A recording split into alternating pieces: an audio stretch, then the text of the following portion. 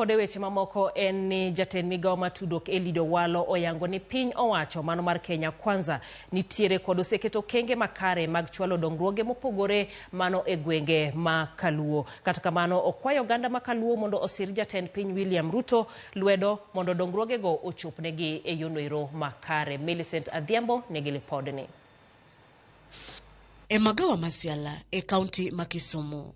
Distinguished guests, ladies and gentlemen. Mine mawuok e gwenge mopogore e kaonti no oromo kod jotelo mag piny owacho mar yudo tiegruok e wi kaka ginyalo loso kendo chako grube manyalo konyogi kawo hola mag uwezo kod hustler fund mondo gibug godo ohelnigi. Jatend migao matudruok dhialo mane oyuoro kanyo kaka wendo modhial kane loso e sach romono oyango ni romo makamano en achiel kuom yore ma piny owacho oketo mar siro mine ma johala matindo kaka achiel kuom okenge mag telo dongruok manitie e agenda margi mar bottom up. Ni wadwa ni mondo joma mine matimo ohala ong'e opportunities ma sirikal ni godo manyalo konyo joma mine korko ohala kendo kaka ginyalo yudo pesa mar timo ohala gogo.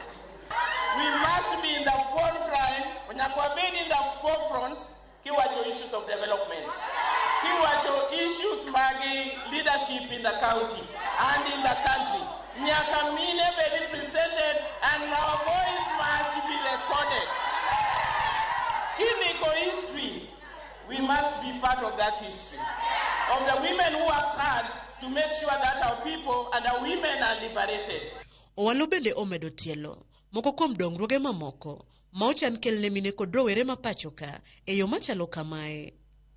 Wanyiso joma mine bende ni sirikal mar Kenya Kwanza ni kotelnigi gi President William Ruto osewacho ni onge kamoro amora Kenya kama ibiro we chien korka dongruok.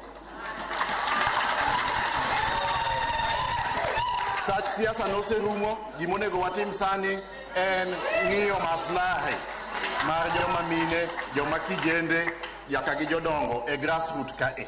Wan gi mpango maber mar konyo mine, konyo kijende mondo gibed gi pesa mar ohala.